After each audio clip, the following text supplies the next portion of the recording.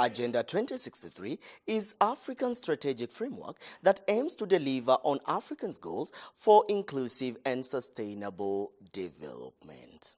Government, I am pleased to have the honor to chair this closing ceremony. On the closing day of the conference, the keynote speaker, former Nigerian minister and former vice president for Africa at the World Bank and a presidential candidate in Nigeria's next year election, Obiageli Ezekwesili, gave an inspiring Pan-African address where she pointed out that Africa, to move forward, needs to empower women not only on the basis of affirmative action, but by removing barriers hindering women from attaining their full potential.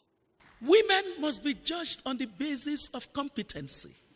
I don't canvass for women to be given a lower threshold of qualification, but I do know that if you paid attention to the barriers that stand in their way, they would rise up to the standard that is expected and defined.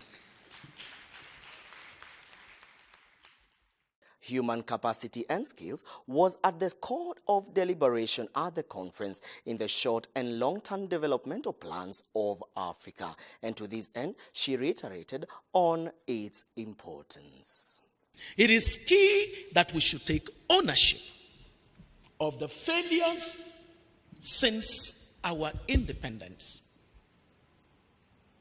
And one key failure is the failure to make our citizens the primacy of our economic development agenda. It is crucial that no matter what left or right of development you come from, that Africa must now determine that it is human capital development that drives our economic strategy. Led by Professor Africa has vast opportunities and potential to move forward, and she has the capacity to produce solutions to her challenges.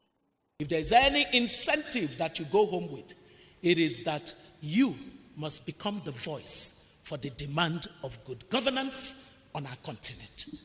Because with good governance would come the right sets of policy choices that would make tertiary education what it should be, the creator of the pathway to a truly modern Africa that can claim the 21st century. Cabinet Secretary, Education, Ambassador Amina Mohammed gave a press briefing through which she updated the public on the official communique of the conference. She's spoken about the Big Four agenda.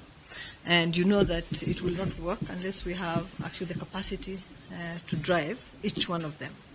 And that capacity will be derived from our higher education institutions, including our universities, but also other institutions that we have of higher learning, the TVETs and others.